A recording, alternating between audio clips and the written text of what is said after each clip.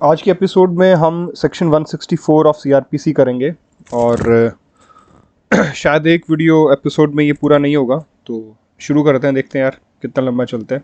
इसको पूरा डिटेल में करेंगे, प्रीलिम्स के हिसाब से भी, मेंस के हिसाब से भी और प्रोसीजरल एस्पेक्ट के हिसाब से भी। तो सेक्शन 164 सेक्शन 164 समझने से पहले सबसे पहले हम ये समझने की कोशिश करते हैं कि सेक्शन 164 की इंपॉर्टेंस क्या है। भाई सीआरपीसी में से डाला गया है तो कुछ तो इसका मकसद रहा होगा ना। तो वो मकसद क्या है कि 164 का रिलेवेंस, उसका इंपॉर्टेंस क्या है, चलिए देखते हैं। देखिए, मैं आपको थोड़ा सा पीछे लेके जाता हूं। आप ये रिकॉल कर पाएंगे, एक सेकेंड, आप ये रिकॉल कर पाएंगे कि जितने भी एविडेंसेस पुलिस के पास होते हैं इन्वेस्टिगेशन के दौरान, जो उन्होंने इकट्ठे किए हैं या इन्वेस्टिगेशन से पहले एफआईआर है, तो उनके पास क्या क्या ऑप्शन होता है। ठीक है, फॉरेंसिक एविडेंसेस होते हैं, फॉरेंसिक एक्सपर्ट की रिपोर्ट होती है, साइंटिफिक एक्सपर्ट की रिपोर्ट होती है, उन सब से अलग और क्या क्या होता है। तो देखिए, जिसके ऊपर वो फाइनल रिपोर्ट पेश करते हैं और चार्जशीट पेश करते हैं। एक तो होता है एफआईआर, जो उनको इन्वेस्टिगेशन से पहले ही मिल गई थी। ठीक है, हालांकि एफआईआर इन्वेस्टिगेशन शुरू होने के बाद भी रजिस्टर की जा सकती है, लेकिन मेजॉरिटी ऑफ द केसेस में पहले एफआईआर होती है और फिर इन्वेस्टिगेशन शुरू होती है। ठीक है, ये हमने काफ़ी बार डिस्कस कर चुके हैं हम इसको। तो सेक्शन 154 में एफआईआर हो गई पुलिस के पास। एफआईआर में जो स्टेटमेंट होगी वो पुलिस के काम आएगी। ठीक है जी, इस स्टेटमेंट का उपयोग ट्रायल में भी हो सकता है। क्यों हो सकता है? क्योंकि इस पे सेक्शन 162 का बार नहीं आता है। और सेक्शन 162 का बार इसलिए नहीं आता है because this statement is not made in the course of investigation, though it is made to the police officer but it is not made in the course of investigation. और जो सेक्शन 162 का बार है उसके लिए दोनों चीजें पूरी होनी चाहिए। तो एफआईआर का इस्तेमाल हम कर सकते हैं। ठीक है जी। दूसरा क्या होता है? दूसरा होता है कोई कन्फेशनल स्टेटमेंट हो। भाई अक्यूज ने पुलिस के सामने कन्फेस कर लिया, confessional statement of the accused to the PO, police officer. ठीक है जी। और तीसरा हमारे पास क्या हो सकता है? पुलिस के पास इन्वेस्टिगेशन के दौरान क्या मिल सकता है पुलिस के पास? और पुलिस के पास उपलब्ध हो सकता है नॉन कन्फेशनल स्टेटमेंट। ठीक है, नॉन कन्फेशनल स्टेटमेंट किसका हो सकता है? वो किसी विटनेस का भी हो सकता है, वो विक्टिम का भी हो सकता है और वो अक्यूज्ड का भी हो सकता है। ठीक है, ये किसी का भी स्टेटमेंट हो सकता है। लेकिन इसमें प्रॉब्लम क्या आती है वो हम डिस्कस करते हैं। देखिए, होता क्या है, अब हमारे पास ये स्टेटमेंट्स है। मान लीजिए आप पुलिस अधिकारी हैं और आपके पास ये स्टेटमेंट है। आपके पास एक तो एफआईआर वाली स्टेटमेंट है, एक आपके पास कन्फेशनल स्टेटमेंट दे रखी है अक्यूज ने आपको, और एक आपके पास अलग अलग स्टेटमेंट है जो गवाहों ने, विक्टिम ने आपको दिया है। ठीक है, अब जैसे मैंने आपको बताया कि जो एफआईआर है उसका इस्तेमाल तो हो सकता है क्योंकि 162 का बार नहीं आता। क्या कन्फेशनल स्टेटमेंट का इस्तेमाल हम ट्रायल में कर सकते हैं? Answer is no. क्या दिक्कत आती है? एक तो section 25 of Indian evidence act clearly कहता है, क्या कहता है? I hope you can recall, no confession made to a police officer is admissible in evidence. कोई भी कन्फेशन जो पुलिस ऑफिसर को दिया गया है वो एविडेंस में एडमिसिबल नहीं होगा। तो सेक्शन 25 ने बार लगा दिया क्योंकि ये जो कन्फेशनल स्टेटमेंट है पुलिस ऑफिसर को दी गई है। उसके बाद कौन सा बार है? सेक्शन 162 का बार। सेक्शन 162 का bar, statement made to PO during the course of investigation. तो इन दो बार के कारण, इन दो रुकावटों के कारण हम जो कन्फेशनल स्टेटमेंट है, अक्यूज ने जो कन्फेशनल स्टेटमेंट पुलिस को दी है, उसका हम एविडेंस ट्रायल में एज एन एविडेंस इस्तेमाल नहीं कर सकते हैं। ठीक है, I hope this is clear. उसके बाद मान लीजिए नॉन कन्फेशनल स्टेटमेंट है, इसमें भी वही रुकावट आ गई। क्या? सेक्शन 162। तो हम इसका इस्तेमाल नहीं कर सकते। तो अब क्या किया जाए? तो भैया समाधान ये निकाला गया, समाधान ये निकाला गया कि समाधान क्या निकाला गया? हम लेके आए सेक्शन 164। सेक्शन 164 क्या है? सेक्शन 164 एक स्पेशल प्रोविजन है जो कि बात करता है स्टेटमेंट या कन्फेशन। स्टेटमेंट भी हो सकती है और कन्फेशन भी हो सकता है, मेड टू मैजिस्ट्रेट। ठीक है, हमने क्या देखा? जो रुकावट है, जो बार है, वो statement made to police officer है। तो हम क्या कर सकते हैं, हम स्टेटमेंट पुलिस ऑफिसर को देने की बजाय हम मजिस्ट्रेट को दिलवा दें, तो सेक्शन 164 की अगर वो स्टेटमेंट रिकॉर्ड हो जाए तो हम उसको यूज कर सकते हैं during trial. It is as simple as that. ठीक है, तो होगा क्या, अब देखिए, मान लीजिए ये मिस्टर ए हैं, ये अक्यूज्ड है केस में। अब इन्होंने पुलिस के सामने ये मान लिया कि हां जो मर्डर है वो मैंने ही किया, I have done that, he has accepted it. लेकिन पुलिस के साथ दिक्कत क्या है, क्योंकि ये स्टेटमेंट पुलिस को दिए तो सेक्शन 25 इंडियन एविडेंस एक्ट का बार आ गया और सेक्शन 162 सीआरपीसी का बार आ गया। ठीक है, तो अब पुलिस क्या करे, पुलिस इसको लेके जाएगी मजिस्ट्रेट के सामने और इसके 164 की कन्फेशनल स्टेटमेंट मजिस्ट्रेट के सामने रिकॉर्ड करवाई जाएगी।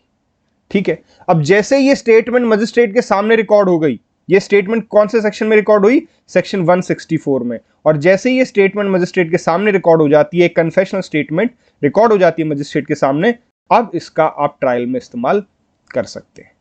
अब ये एविडेंस ट्रायल में एडमिसिबल हो गया।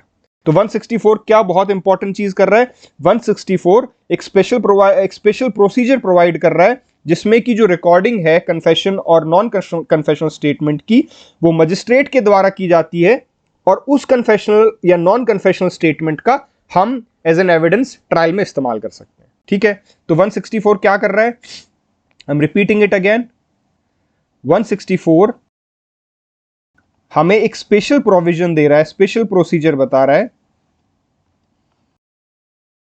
According to which confessional and non-confessional statements can be recorded by magistrate and such statement can be used as evidence in the trial।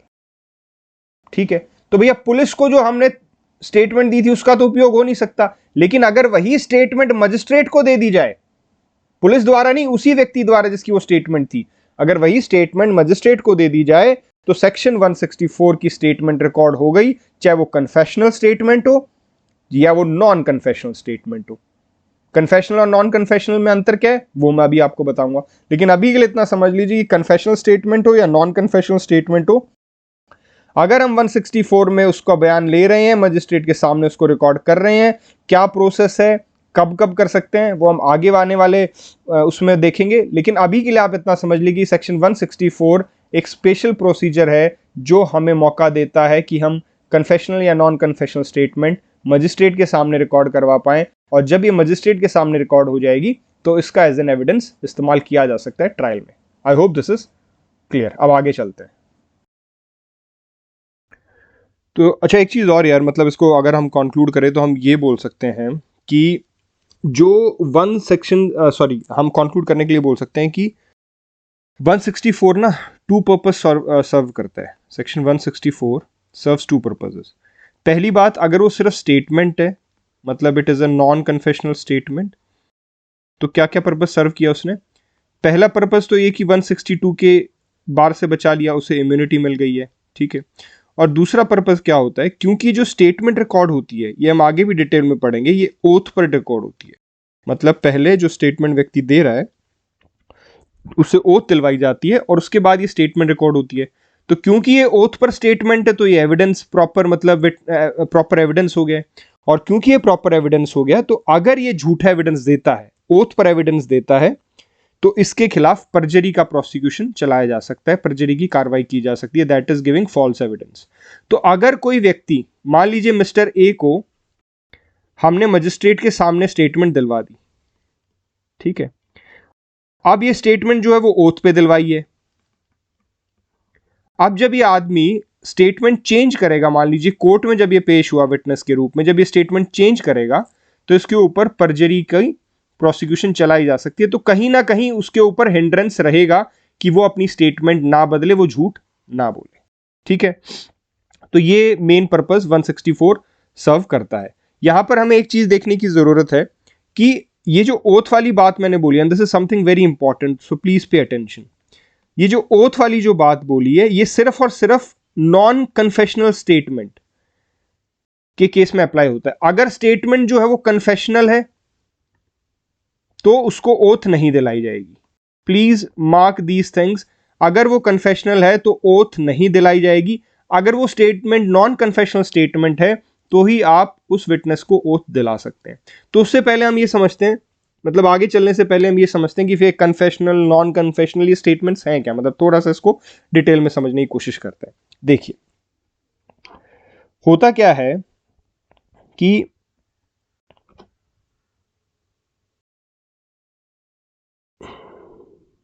देखिए कन्फेशनल स्टेटमेंट देखते हैं पहले।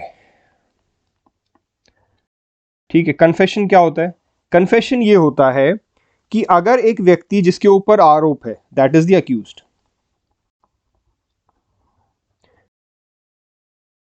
वो ये स्टेट करे that I have committed the offence,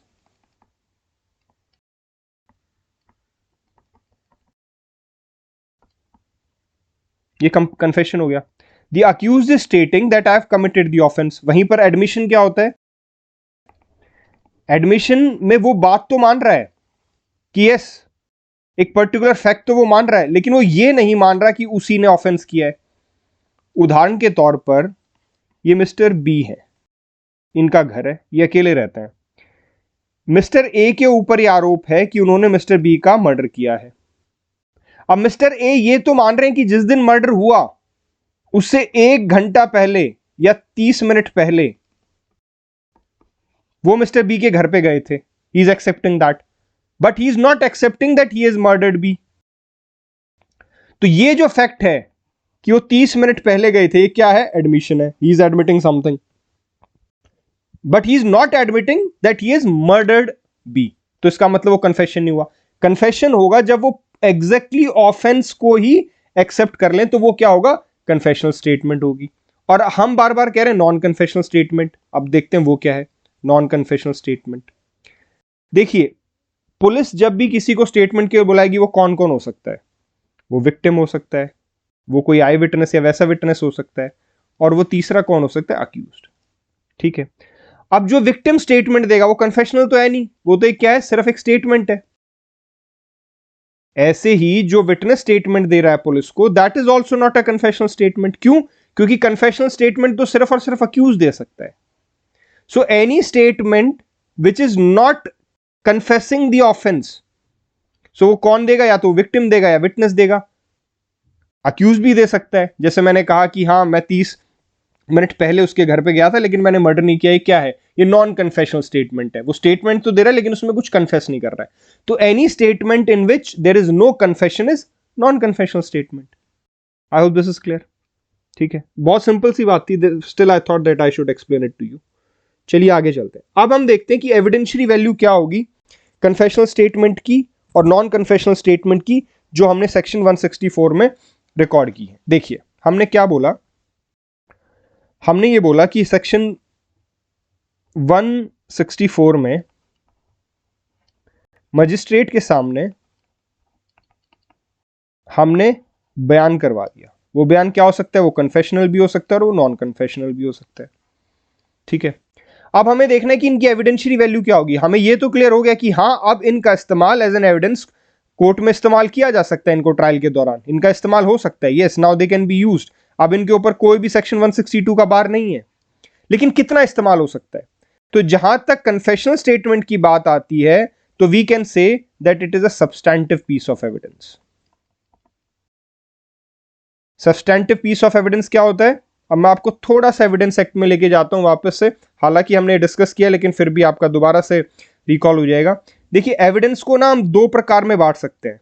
one is substantive piece of evidence and another is corroborating. एक ऐसा evidence जो मेन एविडेंस है, मान लीजिए ये मेन है, this is a main evidence. अब इसको बाकी चीज कॉरोबोरेट करेंगी। ठीक है, बाकी चीज भी यही दर्शाएंगी कि हाँ ये ठीक है, दिस इज ट्रू। तो ये बाकी जो चीज इसको प्रूव करने के लिए मदद कर रही है, ये तो हो गया आपका कॉरोबोरेटिंग एविडेंस। ये अपने आप में सजा के लिए सफिशिएंट नहीं है। उदाहरण के तौर पर मान लीजिए डाइंग डिक्लेरेशन है, एक व्यक्ति मिस्टर ए को गोली मारी सी ने, ए को हॉस्पिटल ले जाया गया। हॉस्पिटल में डेथ से पहले उन्होंने स्टेटमेंट दे दी कि मुझे जो गोली है वो सी ने मारी है। ठीक है, अब ये क्या हो गया, एविडेंस। इसको हम कहेंगे कॉरोबोरेटिंग, सॉरी इसको हम कहेंगे सब्सटैंटिव पीस ऑफ एविडेंस, कि ये मेन एविडेंस है। अब इस सब्सटैंटिव पीस ऑफ एविडेंस को, जो डाइंग डिक्लेरेशन है वो हमारा सब्सटैंटिव पीस ऑफ एविडेंस है, इसको हम दूसरे एविडेंसेस से कॉरोबोरेट करेंगे। उदाहरण के तौर पे मोबाइल लोकेशन। ठीक है भैया, कि मोबाइल लोकेशन उस टाइम वहीं पर है, क्या कहते हैं, अक्यूज की भी, जहां पर ये विक्टिम को गोली लगी है। दूसरा मोटिव हो सकता है कि भैया ए का कुछ मोटिव रहा हो, सी का कोई मोटिव रहा हो ए को मारने का। तीसरा डिस्क्लोजर या डिस्कवरी स्टेटमेंट हो सकती है, कि इसके कहने पर कुछ खून के लथपथ कपड़े या फिर क्या कहते हैं, हथियार मिला हो, या फिर कुछ फॉरेंसिक एविडेंसेस हो सकते हैं। तो ये जो डाइंग डिक्लेरेशन है, जो मेन एविडेंस है, जिसको हम सब्सटैंटिव पीस ऑफ एविडेंस बोल रहे हैं, उसको ये बाकी जितने भी एविडेंसेस हैं, ये बाकी जितने भी एविडेंसेस हैं, वो कोरोबोरेट कर रहे हैं, वो कह रहे हैं कि हाँ दिस इज ट्रू। ठीक है, तो अब देखा जाए तो this is was the main evidence. अकेले डाइंग डिक्लेरेशन पर भी सजा हो सकती है, if it is proved that yes dying declaration is true and it has been recorded properly. तो अकेला वो एविडेंस जिसके अकेले बेस पर सजा हो जाए, वो सब्सटैंटिव पीस ऑफ एविडेंस है।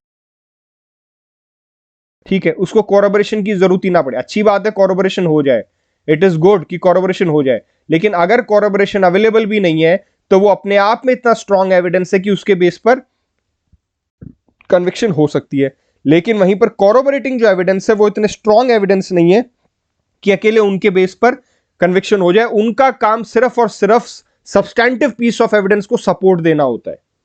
ठीक है, तो अब हम इसका मतलब समझ गए। अब हम दोबारा चलते हैं कि 164 के बयान की एविडेंशियरी वैल्यू क्या है। ठीक है, देखिए 164 we divided into two, confessional and non confessional. ठीक है, तो जो कन्फेशनल है that is a substantive piece of evidence. अकेला उस कन्फेशन के बेस पर भी कन्विक्शन हो सकती है, वो इतना इंपॉर्टेंट एविडेंस है। ठीक है जी,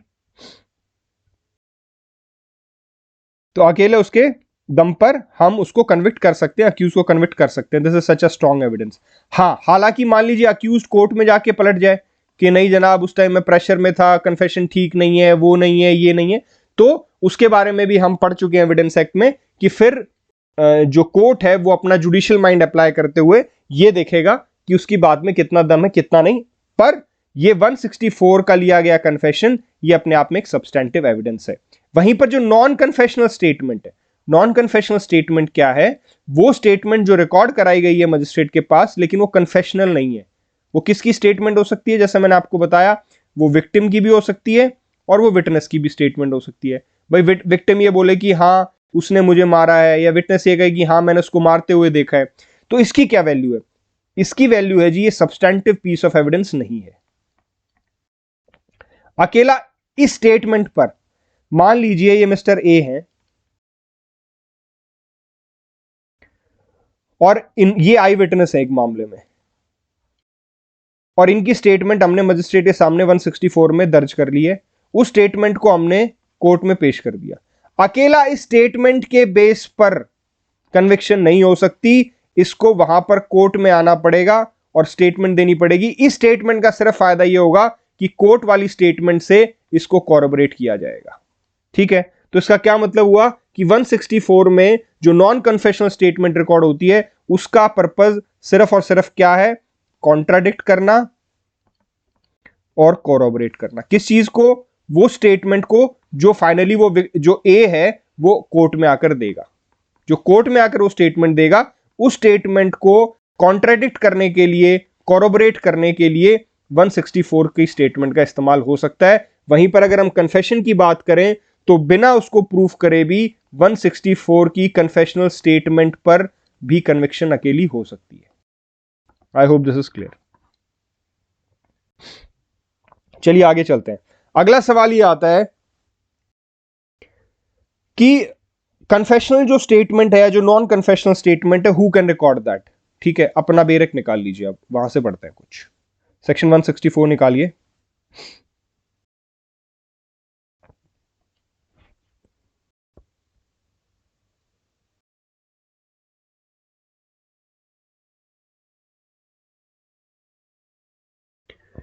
जी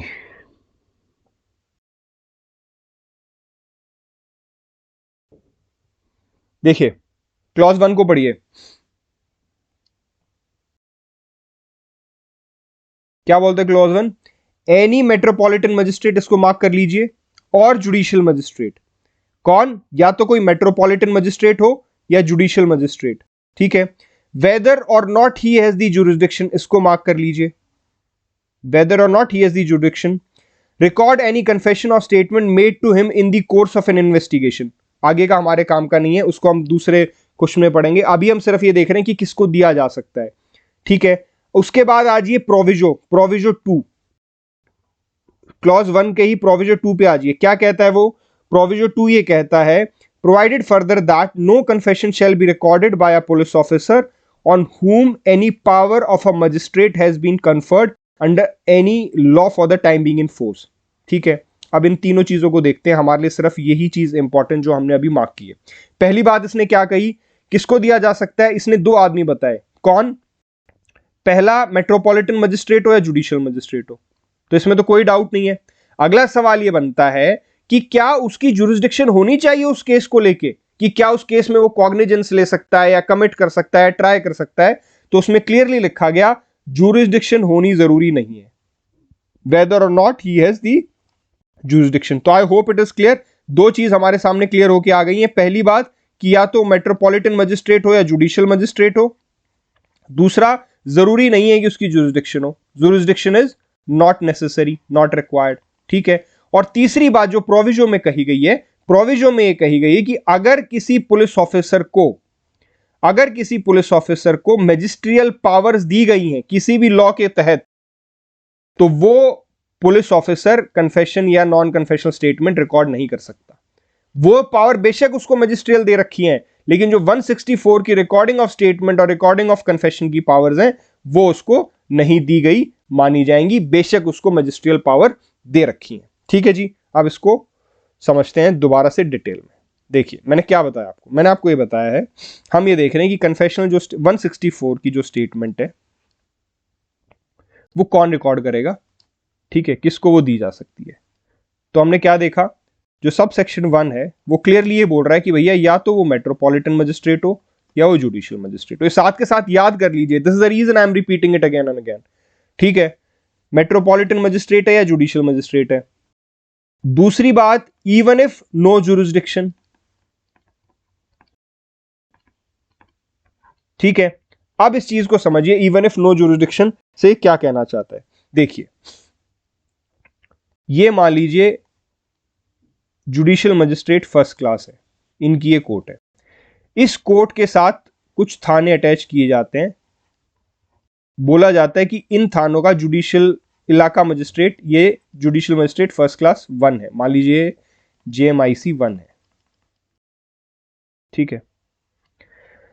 अब ये थाने हैं ABCDE और F। इन थानों में कोई भी ऑफेंस होगा तो इलाका मजिस्ट्रेट कौन सा है? ये है। यहां पर ये मामला जाएगा, यहां पर कॉग्निजेंस ली जाएगी, यहीं से कमिटल होगा, यहीं पर अगर ये ट्राई कर सकते हैं तो इस मामले को ये ट्राई कर सकते हैं। इस तरीके से हमने इनकी जुरिस्डिक्शन बांट दी, ठीक है। अब देखिए, ये है judicial magistrate first class number 2।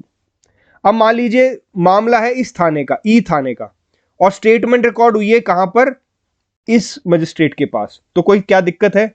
तो इसका जवाब है भैया, कोई भी किसी भी तरीके की दिक्कत नहीं है, जुरिस्डिक्शन रिक्वायर्ड नहीं है। बल्कि हम तो एक कदम और आगे चलते हैं। ये तो स्टैच्यूट में हमें बेरेक्ट में बता दिया कि जुरिस्डिक्शन नहीं भी हो तो भी चलेगा। हम तो ये कहते हैं कि भैया प्रूडेंस ये कहता है, it's a matter of prudence,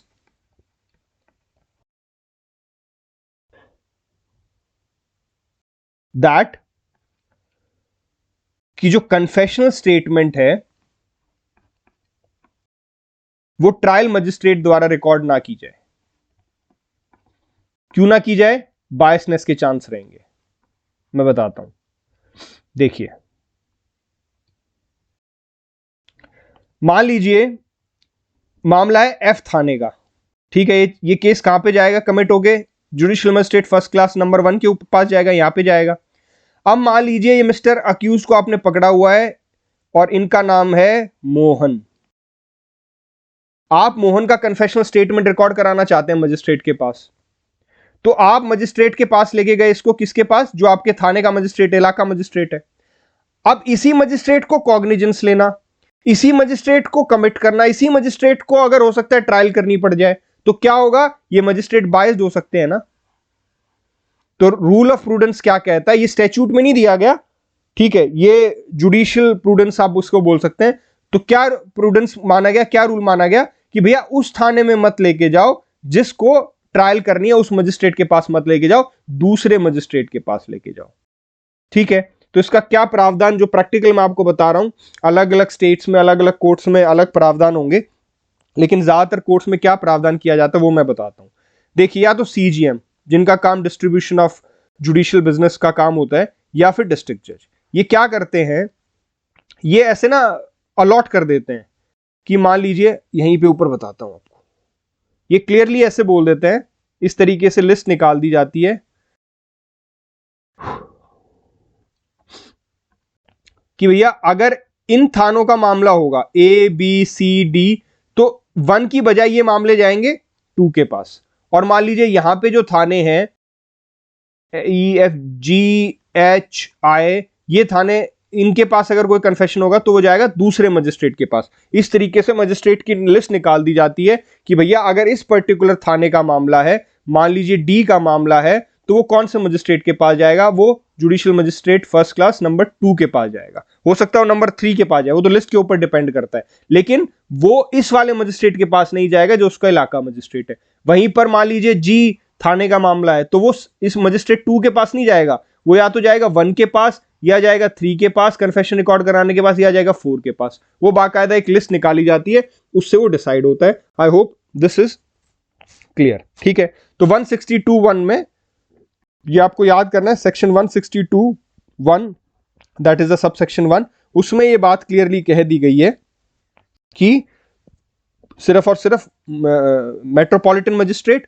और जुडिशियल मजिस्ट्रेट ही रिकॉर्ड करेंगे। ज्यूरिसडिक्शन का कोई पंगा नहीं है, ज्यूरिसडिक्शन नहीं भी हो तो भी चलेगा, और अच्छी बात है ज्यूरिसडिक्शन नहीं है, बायसनेस नहीं होगी। और तीसरी बात इसमें आती है कि अगर किसी पुलिस अधिकारी को किसी भी लॉ के तहत मजिस्ट्रियल पावर्स दी गई हैं, तो भी वो 164 के बयान नहीं रिकॉर्ड कर सकता। बेशक उसको मजिस्ट्रियल पावर्स हैं, लेकिन 164 की पावर उसके पास नहीं है। ठीक है, अब देखिए इसमें एक मामला आता है। मान लीजिए हमारे पास ये एग्जीक्यूटिव मजिस्ट्रेट हैं, इनका नाम है रहीम। ठीक है जी, अब रहीम साहब ने क्या किया, एग्जीक्यूटिव मजिस्ट्रेट क्या होता है, मान लीजिए आपके एसडीएम है ये, ठीक है, ये डिफरेंस है सारा। एग्जीक्यूटिव, वहां पर क्या था, जुडिशियल मजिस्ट्रेट। जुडिशियल मजिस्ट्रेट जो होता है, जो आप जुडिशरी का पेपर क्रैक करके जो लगते हैं, वो जुडिशियल मजिस्ट्रेट फर्स्ट क्लास होता है। ठीक है, और एग्जीक्यूटिव मजिस्ट्रेट क्या होता है, जो सिविल सर्विसेज का एग्जाम देकर जब आप एसडीएम लगते हैं तो उसको एग्जीक्यूटिव मजिस्ट्रेट बोल रहे हैं। This is just an example. ठीक है, अब तो रहीम साहब थे, इनके पास ये आपके हैं राकेश जी, ये हैं आईओ एक मामले में। अब राकेश जी ने क्या किया, उनको एक अक्यूज पकड़ा ए, और वो उसका कन्फेशनल स्टेटमेंट रिकॉर्ड कराना चाहते हैं, तो वो उसको लेके गए रहीम साहब के पास, जो कि एग्जीक्यूटिव मजिस्ट्रेट थे। अब रहीम साहब ने क्या किया, उस कन्फेशनल स्टेटमेंट को रिकॉर्ड कर लिया। बता भाई क्या क्या कन्फेशन करना है, और जितनी भी फॉर्मेलिटीज, जो कि हम आगे क्लास में पढ़ेंगे, जितनी भी फॉर्मेलिटीज दी गई थी कन्फेशन को रिकॉर्ड करने के लिए, कि वो इस तरीके से रिकॉर्ड करना है, उसका वॉलंटरीनेस चेक करना है, आसपास पुलिस वाला नहीं होना चाहिए, वो हम काफी डिटेल में करेंगे आने वाले टाइम में। लेकिन जितनी भी फॉर्मेलिटीज थी, वो सारी फॉर्मेलिटीज को देखते हुए रहीम साहब ने, जो कि एसडीएम है, जो कि एग्जीक्यूटिव मजिस्ट्रेट है, उन्होंने वो वहां पर कन्फेशन जो था वो रिकॉर्ड कर लिया। ठीक है, अब जब उन्होंने कन्फेशन रिकॉर्ड किया, तो ये कन्फेशन कहां जाएगा, ये जाएगा कन्फेशन कोर्ट में। अब ये ट्रायल में चला गया कन्फेशन। ठीक है, अब जब ट्रायल में गया, तो जब इस कन्फेशन को एज एन एविडेंस पेश करने लगे, तो डिफेंस काउंसिल ने कहा कि जनाब ये एविडेंस तो मैं अलाउ नहीं करूंगा। क्यों नहीं अलाउ करोगे, तुम्हें क्या आपत्ति है? मतलब अलाउ नहीं करने का मतलब, हालांकि he is nobody to allow it, he can only object. तो मैं वही कहना चाहता हूं कि उन्होंने ऑब्जेक्ट कर दिया कोर्ट को कि साहब ये जो कन्फेशनल स्टेटमेंट है, this shall not be allowed. तो the court asked him why shall it not be allowed. He replied, sir section 164 में क्लियरली लिखा गया है कि जो कन्फेशनल स्टेटमेंट है वो सिर्फ और सिर्फ जुडिशियल मजिस्ट्रेट या मेट्रोपॉलिटन मजिस्ट्रेट ले सकता है। यहां पे तो एग्जीक्यूटिव मजिस्ट्रेट ने कन्फेशनल स्टेटमेंट ले लिया। तो अब सवाल गया, ये मामला गया था भैया सुप्रीम कोर्ट तक, और इसकी साइटेशन आप देख लीजिए, स्टेट ऑफ यूपी वर्सेस सिंघाड़ा सिंह, SINGHARA, सिंघाड़ा Singh, 1963 supreme court. Supreme court ने बात स्पष्ट की कि भैया स्टैच्यूट ने जिसकी जिम्मेदारी लगा दी, स्टैच्यूट ने जिसको पावर दे दी, only that person will be eligible to utilise that power to fulfil that duty. उसके अलावा अगर वो कोई भी दूसरा व्यक्ति वो काम करता है जो स्टैच्यूट ने जिसकी जिम्मेदारी लगाई थी, तो वो मान्य नहीं होगा। इसलिए सुप्रीम कोर्ट ने ये क्लियरली कहा, recording of the confessional statement under section 164 shall be by the metropolitan magistrate or the judicial magistrate and no one else। इसके अलावा कोई नहीं करेगा। और अगर कर देता है, अगर कोई व्यक्ति उसकी स्टेटमेंट को रिकॉर्ड कर देता है 164 में जो कि एम्पावर्ड नहीं था, तो क्या होगा? तो उन्होंने क्लियर किया कि यह स्टेटमेंट एविडेंस के रूप में कोर्ट में अलाउ नहीं की जाएगी। क्यों? क्योंकि 164 की रिक्वायरमेंट पूरी नहीं की।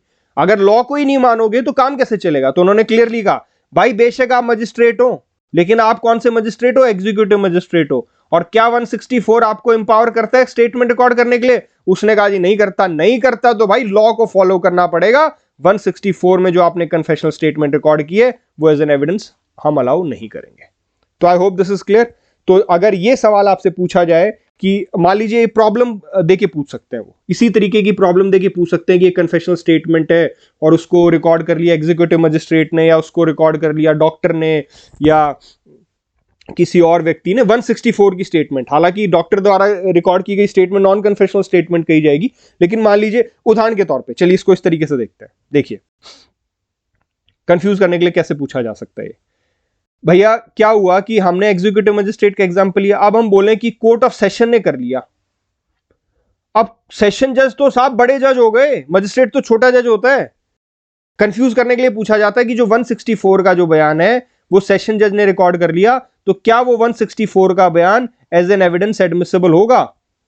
इसका जवाब है भैया नहीं होगा। क्यों नहीं होगा? क्योंकि 164 क्लियरली कह रहा है कि कौन कर सकता है, सिर्फ मेट्रोपॉलिटन मजिस्ट्रेट और जुडिशियल मजिस्ट्रेट। बेशक आप बड़े जज हैं, लेकिन यू आर नॉट एम्पावर्ड। 164 में आपको एम्पावर नहीं किया गया था, इसलिए आप नहीं कर सकते। तो इस तरीके से सवाल पूछा जा सकता है। लेकिन माय पॉइंट इज, अगर ये सवाल इस तरीके से पूछा जाए तो आपको ये जजमेंट याद होनी चाहिए, and this is where you will get an edge. You have to quote this judgment, जिसमें ये बात क्लियरली कही गई कि 164 में जो बात कही गई है उसे हमें स्ट्रिक्टली फॉलो करना है, and no one else other than metropolitan magistrate और judicial magistrate can record the confession. चलिए आगे चलते हैं। इसमें अगला पॉइंट आता है कि स्टेटमेंट, जो कन्फेशनल स्टेटमेंट या नॉन कन्फेशनल स्टेटमेंट 164 में हम रिकॉर्ड कर रहे हैं, वो कब तक की जा सकती है। ठीक है, उसको देखते हैं।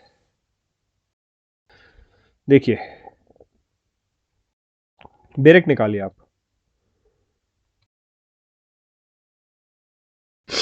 क्लॉज 1 में ही देखिए, मैं पढ़ता हूं, अभी मार्क मत कीजिए, जो मार्क करने के लिए बोलूं वही मार्क करना है। एनी मेट्रोपॉलिटन मजिस्ट्रेट और जुडिशियल मजिस्ट्रेट में विद वेदर और नॉट, एक सेकेंड यार थोड़ा जुकाम है, हाँ जी, एनी मेट्रोपॉलिटन मजिस्ट्रेट और जुडिशियल मजिस्ट्रेट में वेदर और not he has jurisdiction in the case record any confession of statement made to him. अब मार्क कीजिए, क्या मार्क करना है?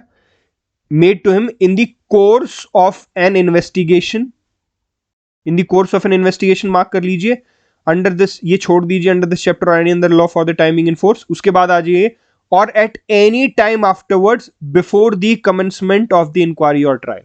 ठीक है, तो ये बता रहा है कि कब तक कन्फेशनल स्टेटमेंट रिकॉर्ड की जा सकती है। ठीक है, इसको हम जुडिशियल कन्फेशन बोलते हैं, उसका ही मैं आपको मतलब बताता हूं। देखिए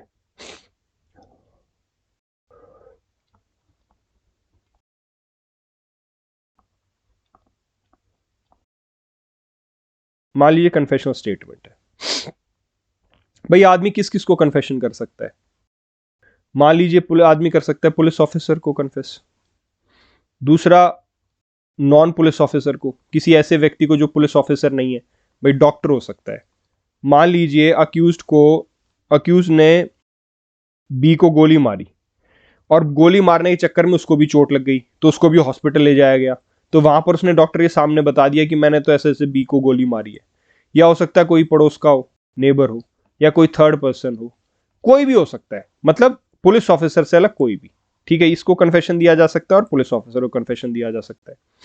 तो मैंने आपको बताया पुलिस ऑफिसर वाला कन्फेशन तो मान्य है ही नहीं, सेक्शन 25 इंडियन एविडेंस एक्ट भी रोकता है और सेक्शन 162 भी रोकता है। ये वाला कन्फेशन जो नॉन पुलिस ऑफिसर को दिया गया है ये मान्य है, तो ये जिसको दिया गया ये एज अ विटनेस कोर्ट में आएगा और विटनेस बॉक्स में आके बताएगा कि हाँ जिसने मेरे को कन्फेशन दिया था। ठीक है, इसको ट्रायल में आना पड़ेगा। और तीसरा कन्फेशन है जिसके बारे में हम बात करें 164 का, जो कहां हो रहा है, मजिस्ट्रेट के सामने जाके रिकॉर्ड हो रहा है। प्रोसेस क्या होता है, पुलिस ऑफिसर अक्यूज को लेके जाएगा मजिस्ट्रेट के पास और मजिस्ट्रेट के सामने उसका जो कन्फेशन है वो रिकॉर्ड होगा। ठीक है, मजिस्ट्रेट रिकॉर्ड करेगा, उसके साइन होंगे, नीचे मेमोरेंडम होगा, वो सब डिटेल्स में हम देखेंगे कि प्रोसीजरल फॉर्मेलिटीज क्या होती हैं। ये बेसिक बात समझ लीजिए कि मजिस्ट्रेट के सामने जाके उसका कन्फेशन रिकॉर्ड हो रहा है। तो जो ये कन्फेशन रिकॉर्ड होता है ना, ये डायरेक्टली कोर्ट में एडमिसिबल हो जाता है। मतलब इस मजिस्ट्रेट की गवाही की जरूरत नहीं है।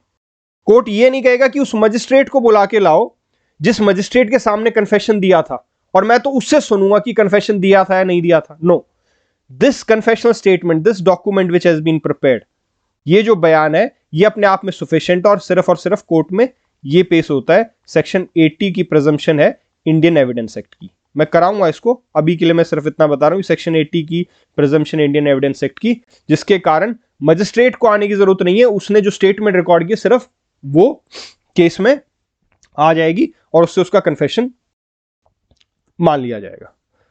ठीक है,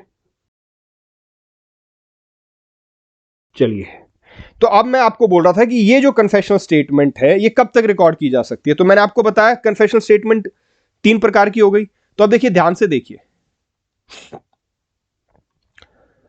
एक कन्फेशनल स्टेटमेंट पुलिस ऑफिसर को, एक नॉन पुलिस ऑफिसर को और एक मजिस्ट्रेट को सेक्शन 164 में। तो इसको तो हम बोल सकते हैं जुडिशियल कन्फेशन, क्योंकि मजिस्ट्रेट साहब ले रहे हैं, तो क्या बोल सकते हैं, जुडिशियल कन्फेशन। और इसको क्या बोलेंगे, नॉन जुडिशियल कन्फेशन। अब एक सवाल बनता है, भाई जुडिशियल कन्फेशन है लेकिन जो कन्फेशन दिया है वो डिस्ट्रिक्ट जज को दिया गया है, तो क्या इसको भी जुडिशियल कन्फेशन बोलेंगे? इसका जवाब है इसको जुडिशियल कन्फेशन नहीं बोलेंगे। क्यों नहीं बोलेंगे? क्योंकि जुडिशियल कन्फेशन सिर्फ और सिर्फ वो कन्फेशन है जो सेक्शन 164 के तहत लिया गया है। अगर 164 के तहत कन्फेशन लिया गया है, सिर्फ और सिर्फ वो जुडिशियल कन्फेशन होगा। इसके अलावा कोई भी कन्फेशन हो, चाहे वो किसी जुडिशियल अधिकारी को क्यों ना हो, वो नॉन जुडिशियल कन्फेशन कहलाएगा। तो मैंने आपको बताया था डिस्ट्रिक्ट जज को जो कन्फेशन दिया है उसमें 164 के इंग्रेडिएंट पूरे नहीं हो रहे, क्योंकि 164 के अनुसार सिर्फ मेट्रोपॉलिटन मजिस्ट्रेट और जुडिशियल मजिस्ट्रेट को कन्फेशन दिया जा सकता है।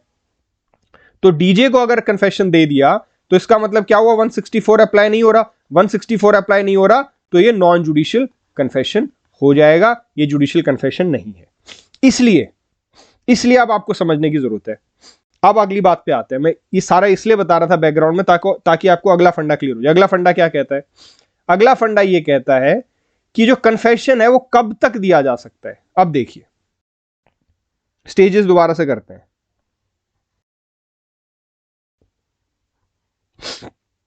ये है इन्वेस्टिगेशन की स्टेज, ये इंक्वायरी की स्टेज और ये ट्रायल की स्टेज। ये कब से शुरू होती है? रजिस्ट्रेशन ऑफ एफआईआर से।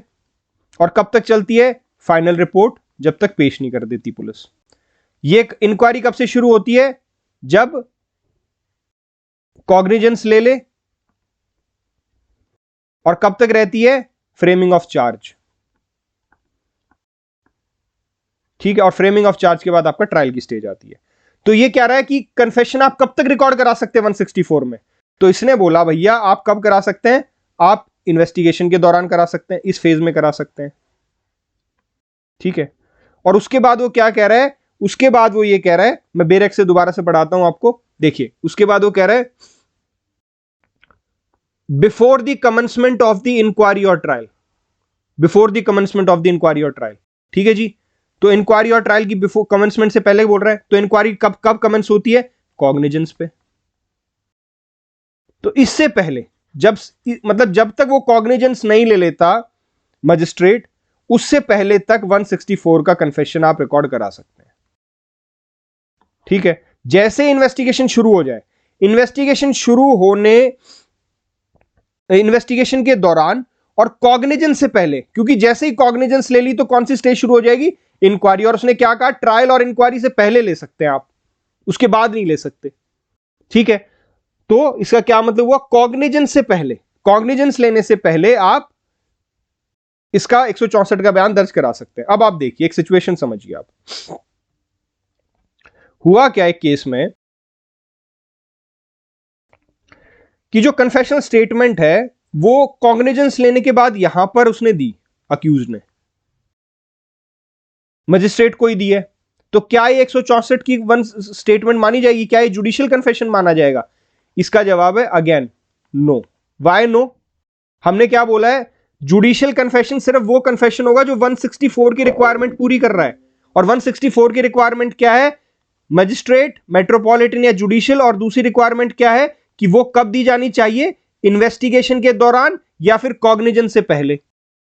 अगर यहां पर वो स्टेटमेंट दी गई है तो वो 164 की रिक्वायरमेंट पूरी कर रही है और वो जुडिशियल कन्फेशन है, ठीक है जी। लेकिन अगर वो स्टेटमेंट इसके बाद है, कॉग्निजेंस के बाद, तो इसका मतलब टाइम पीरियड खत्म, वो बेशक मजिस्ट्रेट को दे रहा है, वो जुडिशियल कन्फेशन नहीं होगा, वो नॉन जुडिशियल कन्फेशन होगा, उस पर 164 अप्लाई नहीं होगा। आई होप दिस इज क्लियर। इसलिए मैं आपको सारा ये जुडिशियल नॉन जुडिशियल आपको डिटेल में बता रहा था। ये यहां पर मैंने ये सारा जो आपको समझाया है वो इसलिए समझाया ताकि हम इस बात पर पहुंच सके, ठीक है जी। अब आगे चलते हैं। अब देखिए एक छोटा सा सवाल मैं आपसे पूछता हूं, एंड एक सेकंड, कितनी देर का लेक्चर हो गया है, just let me check, it's almost 42 minutes, ठीक है। इस क्वेश्चन के बाद इस एपिसोड को खत्म करते हैं, फिर बाकी अगले एपिसोड में पढ़ेंगे। सवाल क्या है, देखिए सवाल ये है, पुलिस ने, ध्यान से सुनना यार, पुलिस ने चार्जशीट सबमिट कर दी।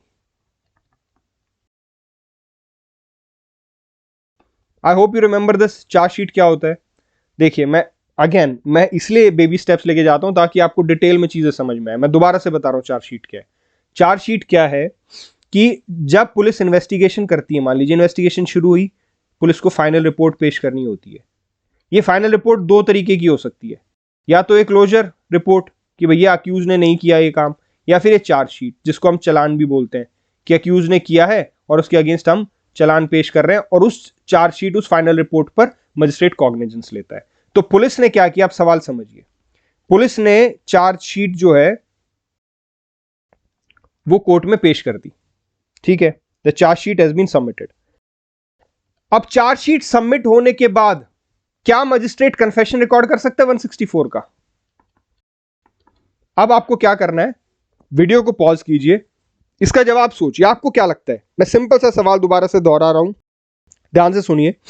The police has submitted the chargesheet, can the magistrate still record confession after such submission? The police has submitted the charge sheet, can the magistrate still record confession after such submission? Video को pause कीजिए, अपना answer सोचिए, उसके बाद video को play करना और मैं आंसर आपको बता रहा हूं। देखिए आंसर इसका ये है, हमने क्या बोला था, हमने बोला था भैया इन्वेस्टिगेशन के दौरान, और यहां पर मान लीजिए इन्वेस्टिगेशन खत्म होगी, ये चार्जशीट इन्होंने पेश कर दी, इसको हम फाइनल रिपोर्ट भी बोल रहे हैं। और क्या बोला था हमने, कॉग्निजेंस से पहले।